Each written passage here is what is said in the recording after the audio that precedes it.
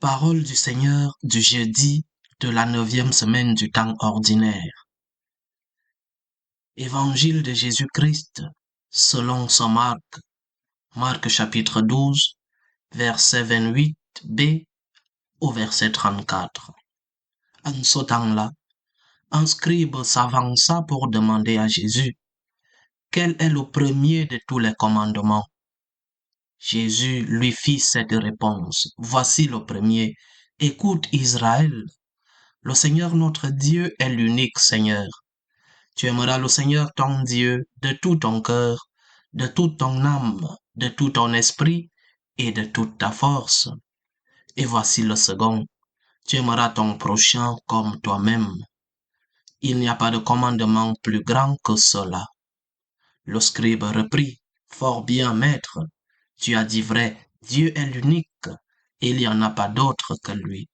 L'aimer de tout son cœur, de toute son intelligence, de toute sa force, et aimer son prochain comme soi-même vaut mieux que toute offrande d'holocauste et de sacrifice.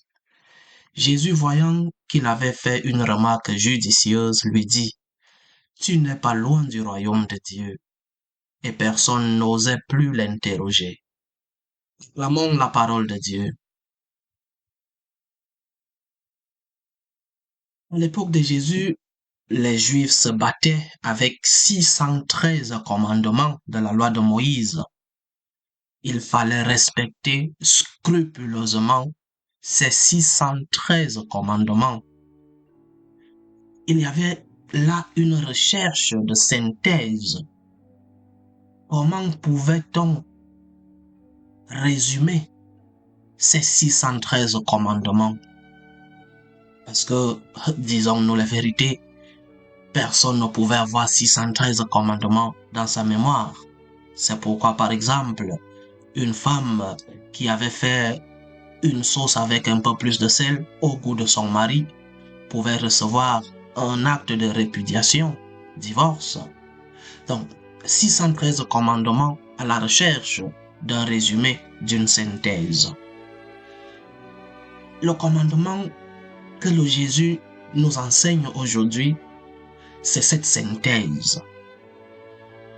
Jésus synthétise, résume les 613 commandements de la loi de Moïse.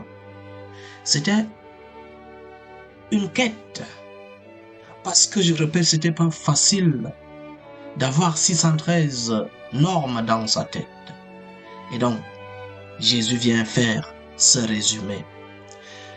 Et cette quête de synthèse résonne encore dans notre société contemporaine qui, après une période d'émancipation des lois religieuses, la société redécouvre la sagesse d'un certain ordre et des limites.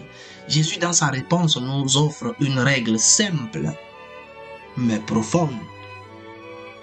Une règle qui peut orienter toute notre existence. Tu aimeras le Seigneur ton Dieu de tout ton cœur, de toute ton âme et de tout ton esprit.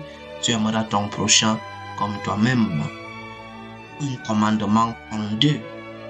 Ce double commandement de l'amour envers Dieu et envers le prochain constitue l'essence même de la vie chrétienne. Ce commandement définit notre identité en tant que disciple du Christ. Si civilement, ton identité, c'est l'appartenance, par exemple, à une famille, à une ville, à un pays, notre identité comme chrétien, notre identité comme disciple du Christ, c'est ce commandement. Tu aimeras le Seigneur ton Dieu et tu aimeras ton prochain comme toi-même. La vie chrétienne nous invite donc à une ouverture qui est double. Ouverture vers Dieu et ouverture vers autrui. Ne te ferme pas. Ouvre-toi d'abord à Dieu et ouvre-toi à ton prochain. Et cela nous conduit à une philosophie de vie où l'amour prend le dessus sur tout. L'amour comme le guide de nos motivations. L'amour comme ce qui nous fait nous mouvoir. L'amour comme ce qui nous fait aller vers Dieu et aller vers le prochain. Dans un monde où tout est planifié et les priorités dictent souvent notre conduite, nous avons chacun des agendas pleins de tâches, de responsabilités et d'horaires. Et c'est bien de planifier nos journées. Mais la journée d'un chrétien a comme leitmotiv l'amour. Amour vers Dieu et amour envers le prochain. Dans notre cheminement spirituel, il est important de s'interroger.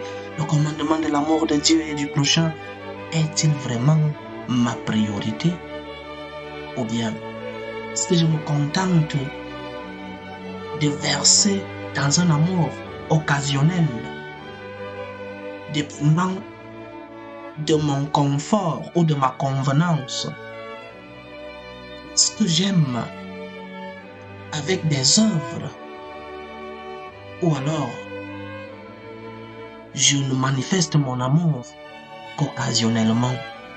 Mon identité comme chrétien, c'est l'amour. Notre engagement envers Dieu et envers notre prochain ne doit pas être relégué au rang de l'agréable, mais au rang de la pierre angulaire de l'existence. Ton existence doit avoir comme centre l'amour. Ouvrir ton cœur à Dieu et ouvrir ton cœur à ce qui t'entoure. Et cela te permettra de vivre pleinement le plus grand commandement de Dieu. Ouvre ton cœur à Dieu.